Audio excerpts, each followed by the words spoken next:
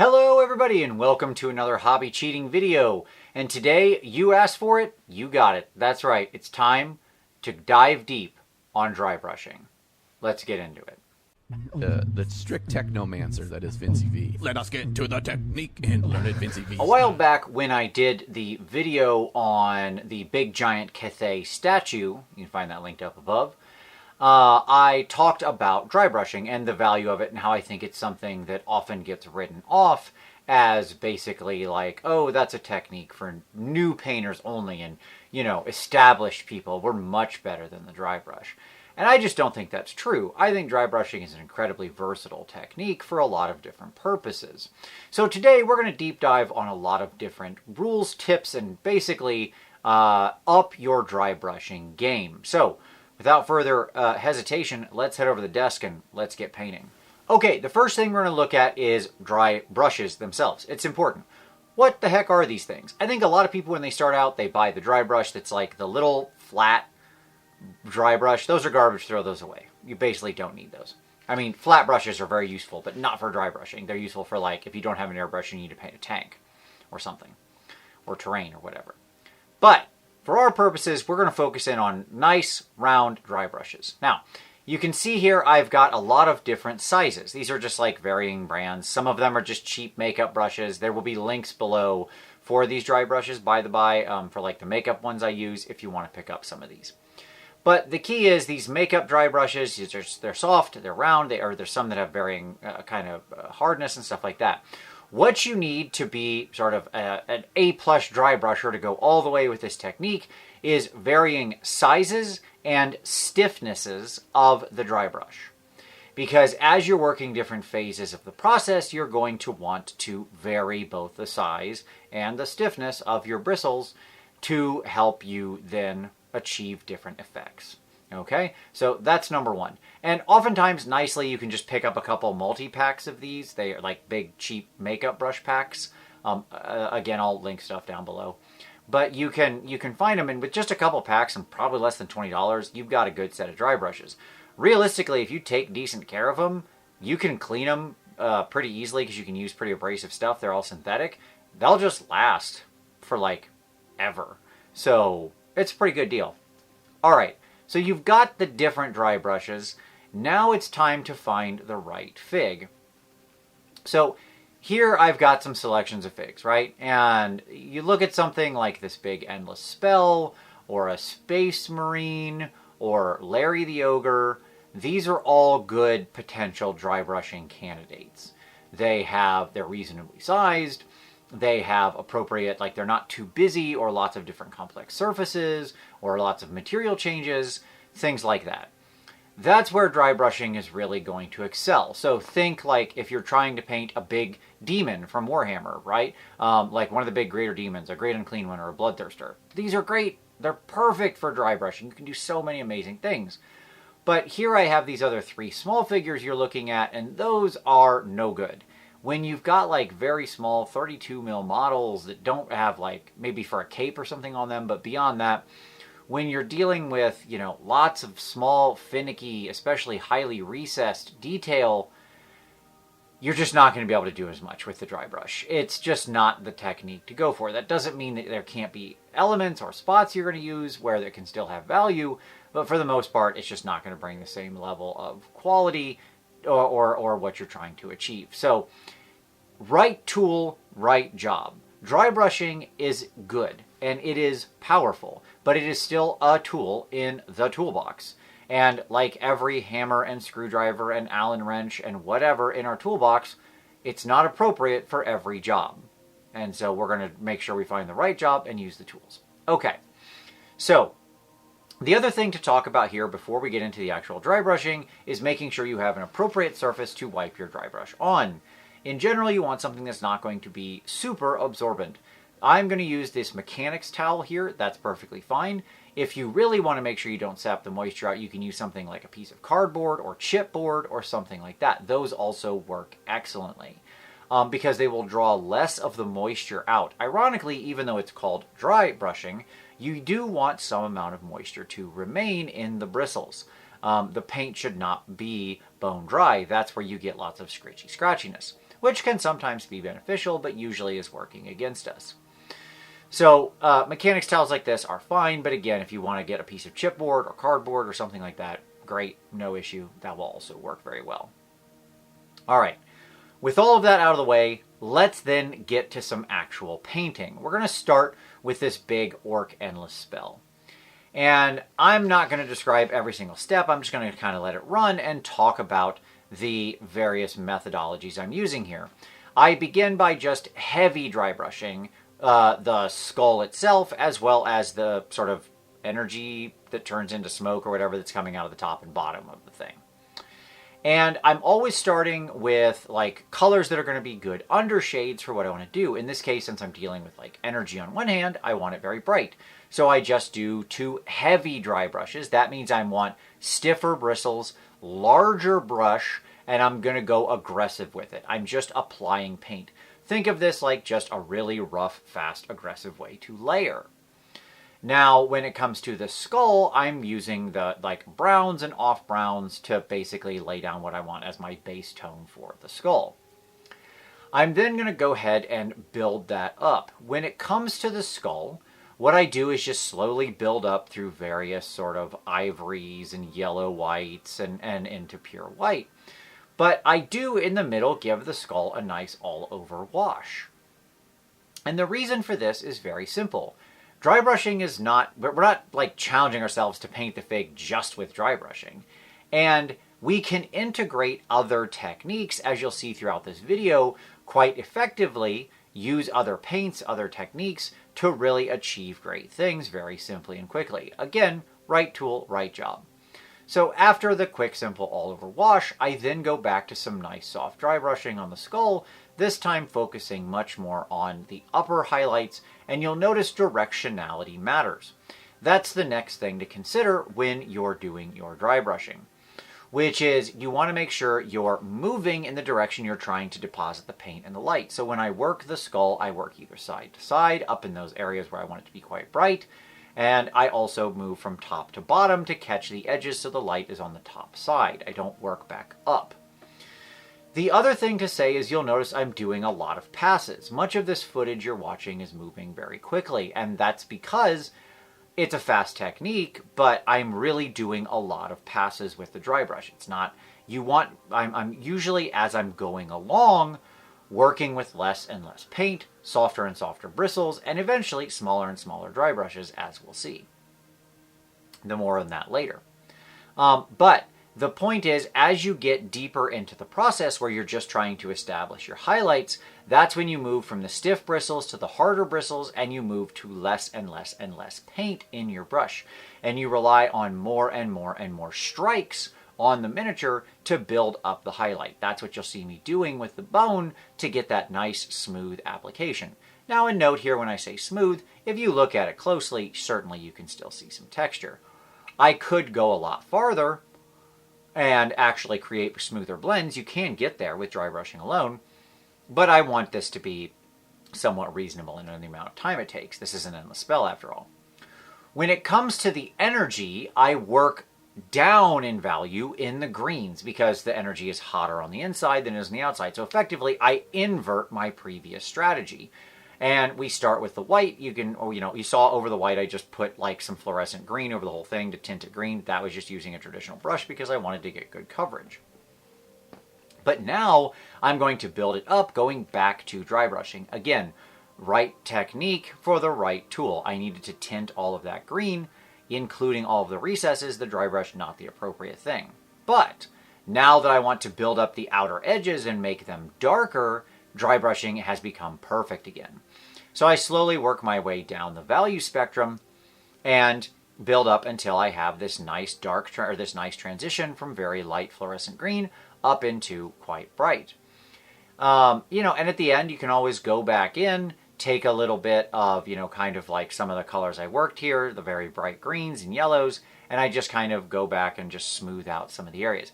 Takes like 2 minutes at the end, and I got the whole thing done super fast, and it looks pretty fun. Is it a little rough? Yes, that of course. But is it a perfectly serviceable endless spell that's also quite eye-catching on the table? Also yes. So, great. All right, this is probably the simplest case for your dry brushing, right? And what I wanted to show you here was just working up slowly, working the basics of the technique, how you can invert from light to dark or dark to light to achieve different effects, mix it with other things like layering to get different final products. Let's move on to something a little more challenging. Let's move on to the Space Marine. Now, in all the time I've had this channel, I have never painted a Space Wolf on this channel. That is because I am scarred forever by Space Wolves from 3rd edition 40k, where they consistently just beat the ever-living tar out of me. But I will swallow my pride, and today we will do a Space Wolf. Because actually, they're really great. So, Space Wolves are really hard to speed paint because they have this ridiculous soft baby blue armor. It's just really hard to use any kind of like slap chop or those methodologies without it looking really bad. But dry brushing is a fantastic way to paint your Space Wolves, and we only need a few colors. Here I use like a dark blue-gray, so something like a Payne's Gray would be anything fine. This is anthracite. I use Wolf Gray from Army Painter, and my own white blue from my set from Pro Acryl, also linked down below. And so I'm just going to build up very slowly through these. And you'll see how I just start by, again, doing the heavy dry brush. Again, with there, we're working stiff bristles. We're covering most everything, but I am leaving the dark recesses shadowed. You know, I don't try to get paint everywhere. I'm trying to leave those recesses there so I don't have to go back and panel line this later. Then I go, as I work softer and smaller. Okay? And I go from the big dry brushes to the softer brushes that are smaller. And I focus on those top upward areas, slowly building up into the light. You can still mix paints. You don't need the exact paint. Oftentimes here, as I'm getting into the highlights with the Space Marine, what I do is I actually mix two colors. I just dip my brush in one color, put it on the dry palette somewhere else, dip my brush in the lighter color, put it in the same space, swirly twirly it around, and now I have a 50-50 mix of the two colors on my dry brush, ready to go. Wipey, wipey, wipey, and apply-y, apply-y, apply-y. Easy. So you can still do 50-50 mixes even with your dry brush. I build up here until I get to the very, very, very top of my value. Now, I also want to make sure, because since he's a Space Marine, he has to be edge highlighted. And the reality is, edge highlighting is often a pain in the tuchus. So let's just cheat. I go for the pure white blue here. I use a very soft dry brush, and I work off basically all the paint. Okay, like it looks, I work that paint into my mechanics towel. It looks like there's nothing left, but I test on my hand, and then I run it over the Space Marine. And when there's so little paint, it's literally only going to deposit that paint on the very edges of the model. I get free edge highlights with basically no work. It's wonderful. So if I really apply it and like really work on some of the flat surfaces, I can also create a weaker version of it that won't be as intense as where it catches on the edge to give my final light. The neat thing about dry brushing with almost no paint is that it will not, since it's not achieving full opacity or saturation, the color in the bottle, you know, I can lighten that color on top, but it's not going to be as bright as what catches on the edge. So even though I only have one color of paint on the brush, I'm achieving two different values based on where it hits the model. It will be softer and lower value where it hits the flat than where it catches on the edge, and you get more of an intense buildup of paint. But now it's time for another trick, which is we can also work back down. So one of the things I do here is to smooth things out is, since my original layer was put on with kind of a harsher, stiffer dry brush, I go back, I stay on my soft brush, and now I get my really small dry brushes out. And I'm going to go back to like a 50-50 mix of my darker colors, and I'm going to smooth around the edge. You see how I work here to reinstantiate some of the shadow and smooth the transition between my initial dry brush layers. This is a really powerful technique. I think when a lot of people dry brush, in their minds they can only go one direction, from dark to light, or from light to dark. But the reality is we can, especially with soft, small dry brushes, we can work back and forth effectively. Dry brush glazing is what we're doing here, but without needing to worry about all the challenges of paint consistency and everything else that normally challenges people with a glaze. So I'm able to very softly apply that back on and create those nice shadows. Now, the next thing I do, there's other elements of this guy that isn't just metal, or sorry, that isn't just his armor, I apologize. But I think we made a nice looking baby blue Space Wolf armor. So, but we've got to hit those other things, like his Aquila and stuff like that. And so I get out just some simple Black Legion contrast paint and apply that with a normal brush. Again, right tool, right job. So, once that's done, I then go and grab some metal paint, work it on my small dry brush, okay? And work basically almost all the metal off. I want almost no metal left on there. As little as I can see. And then I just start working the various metal pieces very carefully, but you can see I'm not getting paint anywhere else. With this small dry brush, I can work from top to bottom or in to out, depending on the element I'm working on. And I create the natural transition of that metal into the black. Because there's so little metal paint, the only place it really builds up the full opacity of the metal shine is on the very upward place where I'm striking down across an edge. So yet again, you get those free edge highlights, but you also get this beautiful smooth transition of the metals from basically the bright on the top to the shadow on the bottom with basically no work. It also leaves all of the recesses nice and dark, so I'm not going back into blackline anything. I think the metal here, when you do it in this kind of a way, looks really, really good. A couple other little things. I go ahead and take the Space Wolf. I use my white marker to get his little head turned white, because I think that's what Terminator people are supposed to have. I don't know. I don't know the rules. Anyways, that's a simple, nice application of that. Like, again, just the right stuff. I work the gun a little bit, things like that. You can see here I work a few of the other elements, but ultimately, here's kind of how he looks. I do go in afterwards and like turn his eyeballs red and the little things red and stuff like that. But you'll see how he looks at the very end. All in all, I think he came out really, really well. Space Marines are so good with dry brushing, especially when they're in those more pastel types of tones. Things like, or just bright tones. So things like Imperial Fists can work really well. Things like Iron Warriors, ironically, which are all metal, can work well using the technique you saw me do at the end. Things like Space Wolves, you know, a lot of the different green chapters, Dark Angels and all of that stuff are great with dry brushing. So yeah, it's just a really easy technique and works really, really nicely. But we're not done yet. There's still one more guy we gotta paint, and that's good old Larry the Ogre. Now here I want to show you just a different kind of trick and be a little more experimental. What we're going to do is, when you're dry brushing, the other thing you can do is it's an easy way to do kind of OSL. Because it ends up leaving the shadows dark and naturally catching the brightest on the highlights and edges and things like that, where you would normally want the brightest elements of OSL. So in this case, I start with Larry. I just kind of use a deep red skin tone, and I do basically, I set my spotlight. You know, where is going to be in normal light. I then proceed to build up the skin tone. Okay, that's fine. But on the other side, like, that's what I'm going to do. On the other side of him, in the shadow, I'm going to come in with a dark orange, and I'm going to just dry brush that whole area. Again, setting the area of where the firelight is going to be showing and burning, okay? And then I leave that nice dark shadow in the middle. All right, so I build up my skin tone. He's going to look a little clownish at some points in here. I'll talk a little bit about the skin tone work first. I build up through several different skin tones, and he's going to look super bright. What I then do is just grab some Reikland Flesh Shade and put a nice wash over him, and then wipe very quickly away from the highlights. Why? So that doesn't leave any staining or anything like that. It's just a quick, you know, cheap technique to add some more red back in. But I don't stop there, okay?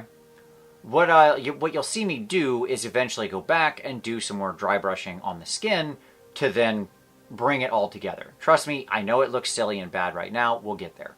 But let's go back to the firelight. With the fire, now in that area, now that I've got my skin kind of in place, I can work the fire very easily. I just proceed through brighter oranges up to yellow and create the transition. Again, even though I'm doing dry brushing in the end with pure yellow, I'm never going to actually get pure yellow other than maybe slightly on an edge or two, because it's not going to deposit the full saturation and opacity from this very light dry brush. Same rules apply. As I work my way up, smaller brush, softer brush, more strikes, right? And you see how I get a pretty natural looking orange glow OSL with basically no work.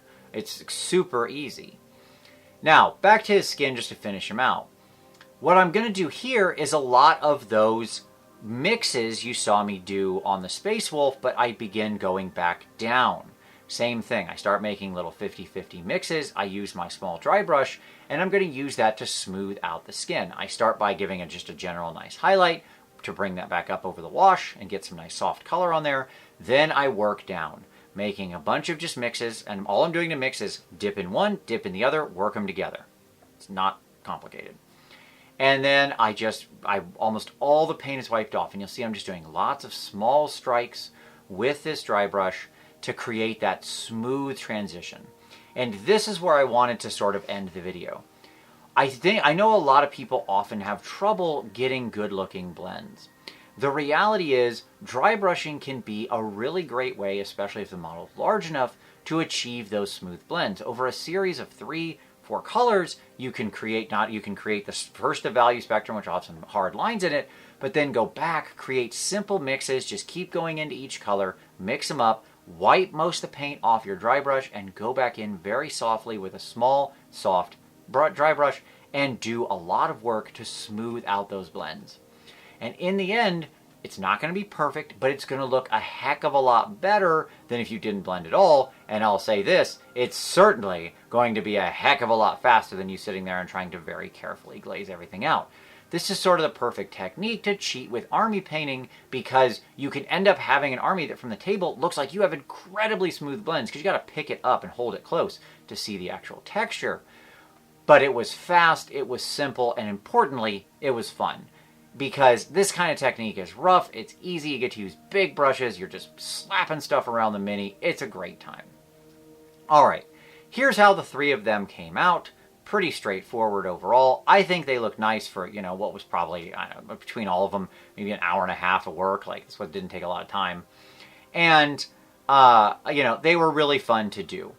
I hope I gave you lots of good tips here on dry brushing. Remember, different size dry brushes. As you work and build in the model, you're going to work softer and you're going to work smaller. Don't be afraid to go back and forth in your spectrum and create half mixes. Use less and less and less paint as you're dialing in the model and smoothing out your dry brush. You want to really work those bristles, get most of that paint off on something that isn't super absorptive, mechanics towel, chipboard, cardboard, something like that. And that's how you can get those nice, smooth transitions. You can do fun things like cheat with OSL. You can do awesome work with metallics with almost no effort just by blacking them out and then hitting directionally just a little bit. Remember, direction matters. And that's really your key to doing incredible things with dry brushing, especially when you mix it with other very simple techniques like washes and just basic layering. You really can use dry brushing to do some awesome stuff.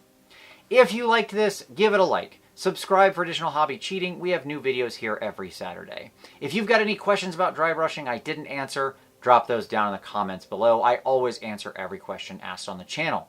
As always, if you want to support the channel, there's so many ways you can do so, including picking up your next dry brushes or paints or anything you saw here from the affiliate links down below. Doesn't cost you anything extra. In fact, it usually saves you money. You can check out my other podcasts, including Fireball the Gazebo, my RPG podcast with Ninjon, and Snarlcast, my indie wargaming podcast with Uncle Adam. There's also, of course, our Patreon, focused on review and feedback and taking your next step on your hobby journey.